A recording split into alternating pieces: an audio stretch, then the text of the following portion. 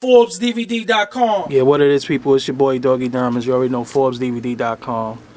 Got a guest today. Some of y'all might look at him and he might look familiar to you, he might not. But his face is related to a famous name, and his name is maybe even more famous than anything. Right, we're connected and respected. Let him know who you are, man. It's Pablo Escobar Jr. I'm here at New York. What's the name of the studio? Phase 1. Phase 1 Studio, that's right. But say that again, though. What's your name again? Pablo Escobar Jr.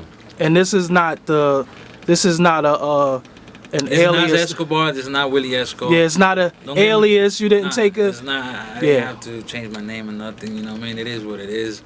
You know, my father had one product that made $25 billion and whatever. I mean, I'm in the entertainment industry. Just so happens I'm here and doing what I do, man. So originally, where you from? I'm originally from, I live out here now on the East Coast, but I'm originally out there from Colombia. You know, I moved out to Costa Rica for a few years, and then I went, all over the place, LA, Miami, been all over the fucking place. So let me ask you something. I'm pretty sure you've heard a lot of things growing up. Mm-hmm. How do you feel about rappers who talk about it, but they haven't seen what you saw? I mean, I understand what it is because it's a hustle.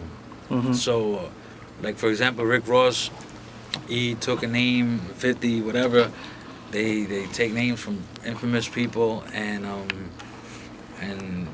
they just represent that lifestyle. And I've seen, growing up, I saw a lot of shit that a lot of these people haven't seen, third world countries type thing. So basically, I know what the side of entertainment, what it is, and then I know what it is to live in and to go through that type of shit. So in a way, if they taking it to represent it or to make their own hustle or just as a character for whatever purposes, and they do it good, I gotta respect that. You know what I'm saying? But Rick Ross, I want you to know something. The person who told my uncle not to have get in that video was me. You went to Colombia. This is something that I wanted to clear up. People talk a lot of shit, And when the time came to go to Colombia, I was out there in 2008, 2009. I went out there, got my camera crew, we went out there. And Rick Ross went out there and he tried to get my uncle behind my back after I had spoken to one person in Miami. And Rick Ross decides to go do a video in Colombia and try to get my uncle in the video. You offer my uncle money. He said no. It was because of me. I just want you to know that. Next time anybody wants to deal with my family, the Escobar family, you come to me. Because unless you could hop on a plane and do exactly what I did, then you have no right trying to get my family or anybody else involved in your projects. You want to do business, you come fuck with me. You want to prove me wrong, then you hop on a plane, you do it. Otherwise, then you got to deal with me. But like I said, I mean, as far as your hustle as a rapper and everything, I like your music. I bump it and shit. But when it comes down to dealing with my family, that's why all the shit don't happen. Did you feel like he was trying to exploit your family? Of course I felt like that. You know what I'm saying? Supposedly the rumor was that he offered my uncle $250,000 or even more to try to get him in a cameo for his video. He went and shot scenes outside my pop's house, we're in the city where my pops was, ran a lot.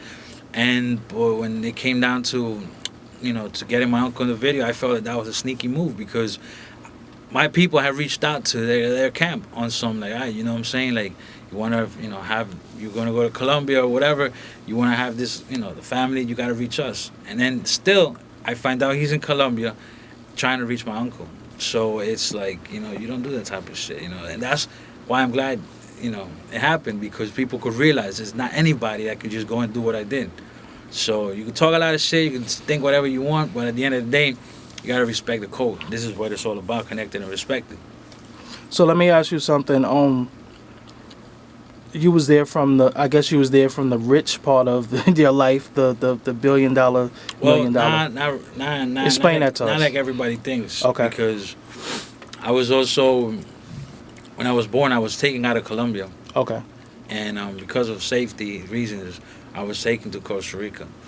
And then I lived out there under another name and everything, changed my identity. And, You know, my mom didn't really want anything to do with my pops. She didn't want to associate with anything that was illegal, or any you know, her life was a risk. You know, at those times everybody was, you know, we when I was out in Colombia, my cousin and my uncle, they took me to a cemetery where there was like a whole bunch of, it was like just one section of, like, instead of getting buried on the ground, they have like this part where they put the caskets inside. Uh-huh.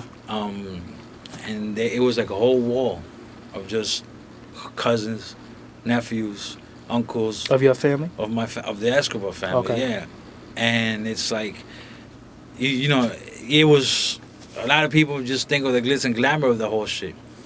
There was a lot of money, but still, it was like you still was a prisoner. No matter how much money there was, you were still running away from the law, and you were still running away, saving, you know, trying to save your own life. So my mom, at some point, she didn't want nothing to do with staying in Colombia, and then, you know, she thought wisely, and she took me back to her initial country where she's from, and I lived out there. You know, chilling, and grew up basically in everything that we had. My mom didn't accept nothing from my pops, so I was, you know, my mom basically, you know, provided for us. You lived a modest lifestyle. We did it, yeah. We lived a modest lifestyle just simply because that's the way my mom was. You know, she thought of us, of me, for example, and her other sons she had, rather than the money and the fun of that shit could go any moment. So in a way that was good because I learned how to value life more. You know what I'm saying? So that's why I do what I do now. You know, I do. You know, right now we're working on a track called Cocaine, Okay. but it's entertainment.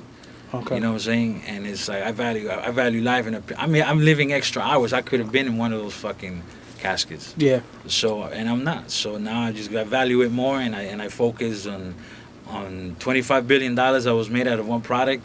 It could be made again. The energy of that money is still out there. So let me ask you something. What made you finally say, I'm Pablo Escobar Jr.? It wasn't my idea. It was my uncle's idea. Okay. And that's one thing I wanted to clear up. On, you know, a lot of people think that it's just self-proclaimed son. Nah. The situation was that it was just getting to a point where this brand, this name needed to be branded. Well, everybody else was making money off of it. Exactly. And this name needed to be branded, and people, you know, it was like, I was just getting fed up too. You gotta understand, I left Colombia, I went to Costa Rica, I came here when I was like 8 years old, and to the United States. I grew up listening to Wu-Tang, Tupac, you know, Mobb Deep, and that whole lifestyle, it was just educated me. So at some point, eventually Nas came out and all that. I felt like enough. Like, you know, like if everybody's trying, especially now, where Rick Ross and 50 have taken it to another level of like the mafia lifestyle music. I felt like now it's time for people who really know what the fuck is going on to say something about it.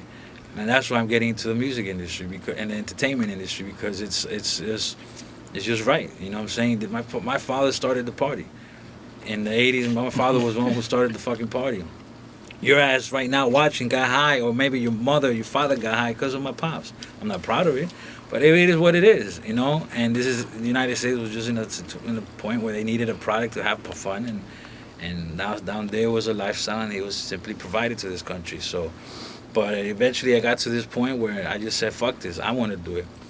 And I know I'm getting a lot of heat from a lot of places. My brother, for example, he just doesn't accept the fact.